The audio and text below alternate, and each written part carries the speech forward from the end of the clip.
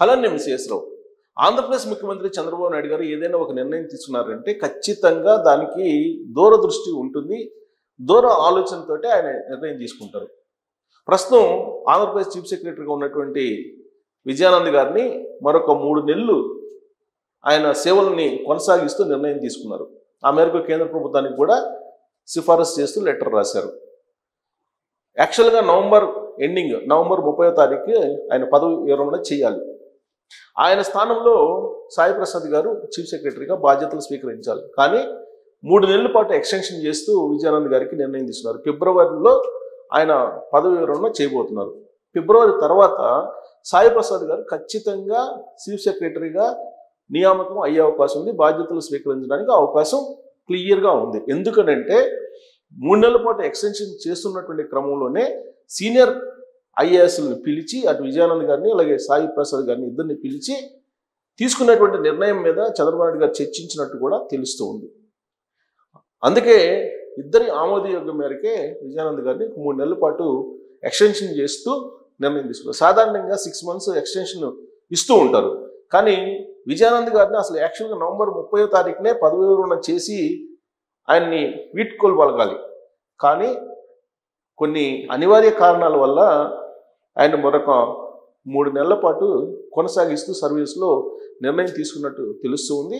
ఆ తర్వాత సాయి ప్రసాద్ గారు ఆయన మళ్ళీ ఎలక్షన్స్ 2029 ఎలక్షన్స్ నాటికి మొత్తం స్ట్రీమ్లైన్ చేసి రాష్ట్రాన్ని, రాష్ట్ర అభివృద్ధిని, రాష్ట్ర ప్రగతిని ఆయన గాడిలో పెట్టేందుకు ఉపయోగపడతారు అనేటువంటి ఉద్దేశంతో సాయి ప్రసాద్ గారికి ఫిబ్రవరి తర్వాత బాధ్యతలు అప్పచెప్పబోతున్నారు. ఆ తర్వాత ఆయనకి ఎక్స్టెన్షన్ కూడా ఉండేటువంటి అవకాశం ఉందని చెప్తున్నారు. నెక్స్ట్ ఎలక్షన్ నాకు కూడా మరి ప్రజెంట్ విజయానంద్ గారే చీఫ్ సెక్రటరీగా కొనసాగుతారు 2026 ఫిబ్రవరి వరకు. సో ఆ సందర్భంగా అసలు ఈయన ప్రొఫైల్ ఒకసారి రివ్యూ చేసుకుందాం.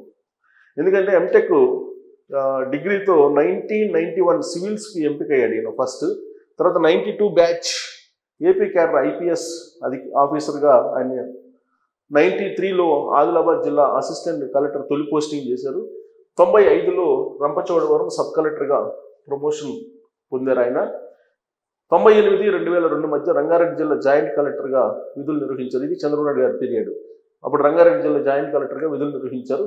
2002, 2007 మధ్య ఆయన శ్రీకాకుళం, నల్గొండ జిల్లా కలెక్టర్ బాధ్యతలు అంటే 2004కి చంద్రబాబు నాయుడు గారు దిగిపోయారు ముఖ్యమంత్రి నుంచి, రాజశేఖర రెడ్డి గారు వచ్చారు. అయినప్పటికీ కూడా విజయానంద్ గారు కలెక్టర్గా బాధ్యతలు స్వీకరించారంటే ఆయన సీఎం ఎవరున్నా సరే ఆయన మంచి పొజిషన్లో ఉండగలరు. ఆ టాలెంట్ ఉన్నటువంటి ఆఫీసర్గా ఆయన గుర్తింపు ఉంది.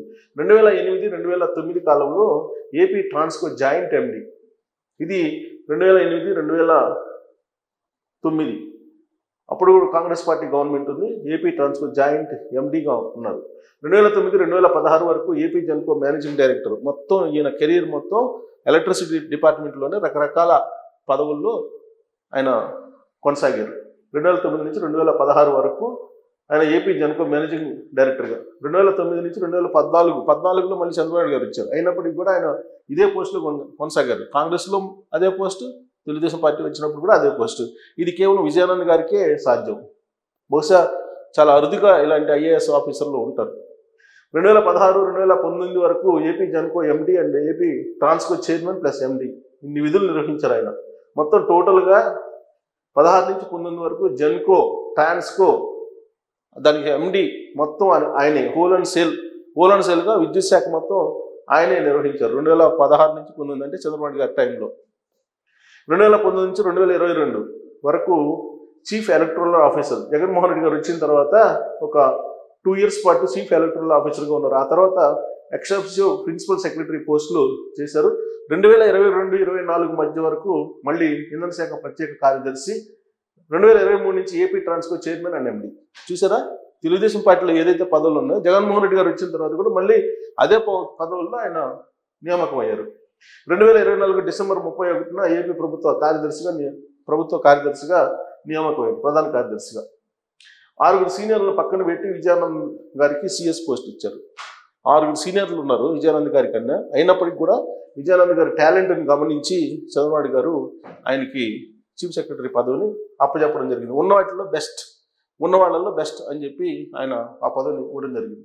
2025 జనవరి 1 నుంచి ఇంధన శాఖ ప్రత్యేక ప్రధాన కార్యదర్శిగా పోస్టింగ్. 2025 జనవరి నుంచి, అంటే ఈ ఏడాది జనవరి నుంచి ఆయన ప్రత్యేక ప్రధాన కార్యదర్శిగా కూడా ఉన్నారు ఇంధన శాఖకి.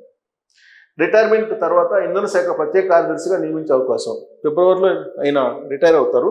ఈ పోస్టులో ఆయన కొనసాగే అవకాశం ఉందని చెప్పి కూడా తెలుస్తుంది. ఇది విజయానంద్ గారికి సంబంధించిన ప్రొఫైలు. ఆల్రెడీ నేను సాయి ప్రసాద్ గారి ప్రొఫైల్ మీకు అందజేశాను, గతంలోనే వీడియో కూడా చేశాను. సాయి ప్రసాద్ గారికి సంబంధించిన ప్రొఫైల్ ప్రస్తుతం సీఎంఓ ఆఫీస్లో ఆయన ఉన్నారు. సీనియర్ ఐఏఎస్ ఆఫీసర్ ఆయన. విజయానంద్ గారి తర్వాత చీఫ్ సెక్రటరీగా ఆంధ్రప్రదేశ్కి బాధ్యతలు స్వీకరించబోతున్నారు. చీఫ్ సెక్రటరీ అంటే ముఖ్యమంత్రికి ప్యారలల్గా పవర్ఫుల్ పోస్ట్ అది. ఎగ్జిక్యూటివ్ వ్యవస్థకి హెడ్, లెజిస్లేటివ్ వ్యవస్థకి head CM. So CM, chief secretary ఇద్దరు ఒకే వేవ్ లెంత్తో కనుక ఉంటే ఆ రాష్ట్ర అభివృద్ధి అనేది పరుగు పెడుతుంది. జనరల్గా చంద్రబాబు నాయుడు గారు సామాజిక ఈక్వేషన్లు వేస్తూ ఉంటారు. కానీ జగన్మోహన్ రెడ్డి గారు ఒక స్టాంప్ వేశారు, సామాజిక ఈక్వేషన్లు అవసరం లేదు చీఫ్ సెక్రటరీ విషయంలో కానీ డీజీపీ విషయంలో కానీ అని. ఎందుకంటే ప్లస్ ప్రాంతీయ ఈక్వేషన్లు కూడా అవసరం లేదని చెప్పి. జగన్మోహన్ రెడ్డి గారు ముఖ్యమంత్రిగా ఉన్నప్పుడు ఆయన సీఎం జగన్మోహన్ రెడ్డి గారు కడప జిల్లా, డీజీపీ రాజేంద్రనాథ్ రెడ్డి గారు కడప జిల్లా, కసిరెడ్డి రాజేంద్రనాథ్ రెడ్డి గారు, చీఫ్ సెక్రటరీ జవహర్ రెడ్డి గారు కడప జిల్లా రెడ్డి సామాజిక వర్గం, సీఎం, డీజీపీ, చీఫ్ సెక్రటరీ. ప్రభుత్వానికి 3 కీలకమైన పోస్టులు ఉంటాయి, ఏ ప్రభుత్వానికైనా. ఆ 3 పోస్టులు అవి చీఫ్ సెక్రటరీ, డీజీపీ, సీఎం. ఈ 3 ఒకే జిల్లాకి, ఒకే సామాజిక వర్గానికి మనం చూసాం ఇవ్వడం, ఒకే సామాజిక వర్గం ఉండడం కూడా చూసాం. బహుశా ఏ రాష్ట్రంలో కూడా ఇది దాదాపుగా ఎక్కడ తారసపడదు. ఒక్క ఆంధ్రప్రదేశ్లోనే అది జరిగింది. ఆంధ్రప్రదేశ్లో మాత్రమే అది సాధ్యం అని చెప్పి నిరూపించారు జగన్మోహన్ రెడ్డి గారు. అందుకే ఇప్పుడు చంద్రబాబు నాయుడు గారు సామాజిక వర్గ ఈక్వేషన్స్లో ఒకవేళ పక్కన పెట్టాలనుకుంటే అది సాధ్యపడదు. ఎందుకంటే గతంలో జగన్మోహన్ రెడ్డి గారు సామాజిక ఈక్వేషన్లు అన్నింటిని పక్కన పెట్టేసి మొత్తం ప్రాంతీయ ఈక్వేషన్లు కూడా పక్కన పెట్టేసి ఇచ్చారు కాబట్టి. సో చాలామంది ఏమంటున్నారంటే సాయి ప్రసాద్ గారు చంద్రబాబు గారు సామాజిక వర్గం, మరి చంద్రబాబు నాయుడు ముఖ్యమంత్రిగా ఉన్నారు కదా, మరి ఆయనకి చీఫ్ సెక్రటరీగా ఇస్తున్నారు అనేది ప్రభుత్వ వర్గాల్లో కొంతమందిలో ఒక చర్చ అయితే నడుస్తుంది. కానీ ఆ చర్చకు అర్థమేం లేదు.